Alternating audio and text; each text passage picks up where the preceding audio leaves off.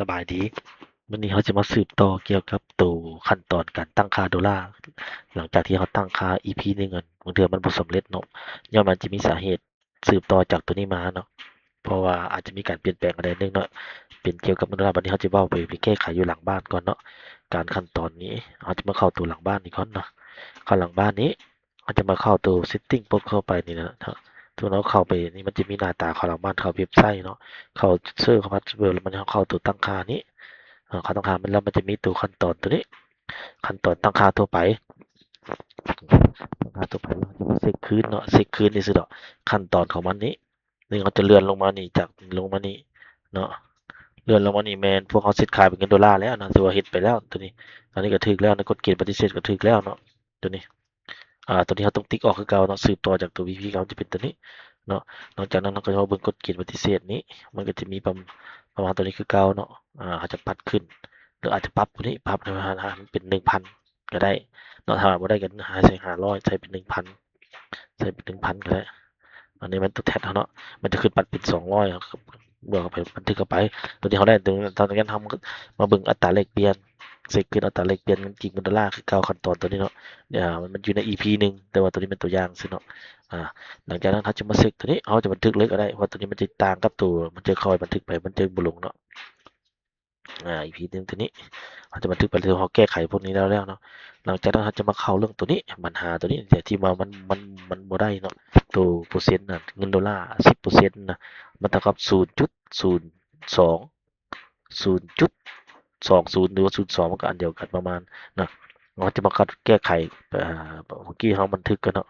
บันทึกไว้กับเมื่อกี้เขาบ่ได้บันทึกเนาะเขาบันทึกกันวันนี้เขาจะมาคัดเว้าเรื่องการแก้ไขนะตะกี้มันเป็นไว้สิให้เบิ่งตัว N นี้ ตัว N มันมานี่มันจะบ่ติดลบพวกเขาจะมาแก้ไขตัวนี้ตัวเดียวเนาะให้มันเป็นติดลบเนาะต้องติ๊กคำว่าตัวตารางตัวนี้ให้มันเป็น N ลบ N ลบตัวนี้ก็ถือว่าแล้วหน้าที่ตัวนี้เนาะแล้วก็บันทึกไปเลย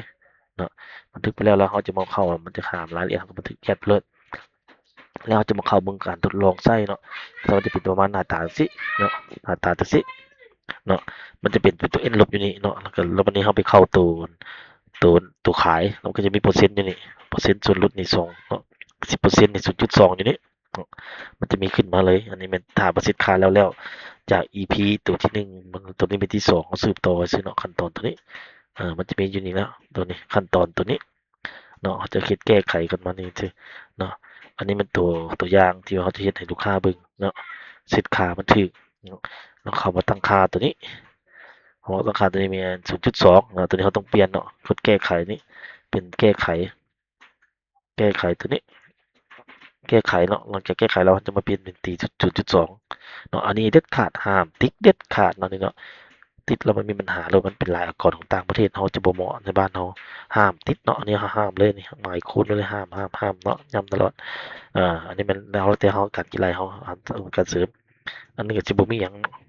ตัวนี้แม่นเอาสินค้าตัวอักษรนี้สำคัญเป็นตัวนี้เนาะ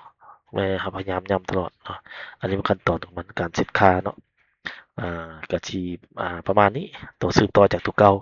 แต่มันบ่สำเร็จจากตัวนั้นมาแล้วต้องมาแก้ตัวนี้ตามขั้นตอนมันเราจะเฮ็ดเป็น1กับ2เนาะ EP 1 EP 2ในการสินค้าตัวนี้เนาะของการเงินดอลลาร์สินค้าเงินเป็นเงินดอลลาร์เนาะคือตัวอย่างเพิ่นส่งมาตัวนี้เดี๋ยวนะอย่างมันส่งมาเป็น WhatsApp ตัวนี้เนาะWhatsApp ตัวนี้ที่ว่ามันบ่สมบูรณ์แบบเนาะในมันส่งมาปัจจุบันนี้มันเป็นตัวเงินดอลลาร์ตัวนี้เนาะเห็นบ่กีบตัวนี้บาทตัวนี้ตัวนี้บ่แน่ใจว่าที่ถือบ่เขากำลังสิแก้คืนเนาะตัวนี้อ่าตัวนี้เนาะมันส่งมานี้อืมนี่ตัวนี้อันนี้แม่นตัวที่เพิ่นห้ามห้า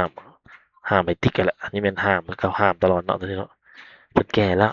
บัดนี้ปัจจุบันนี้เฮานี่อันนี้วิธีลูกค้ามันเป็นจำนวนพิเศษไปมันจะบ่ได้แต่เขาก็จะบ่เอาเนาะตัวนี้เนาะอันนี้เฮาให้เบิ่งซื่อๆเด้อันนี้แบบเฮาค่าแล้วลูกค้ายังไปติ๊กใส่แล้วเฮ็ดมีปัญหาเนาะตัวนี้ซื่อๆขั้นตอนตัวนี้บัดนี้เฮาก็สิประมาณนี้ก่อนเนาะเฮาให้เบิ่งคร่าวๆหน้าตาของนี่มันซื่อๆเนาะว่าพวกเขาเสร็จค่าแล้วก็สิประมาณนี้อืม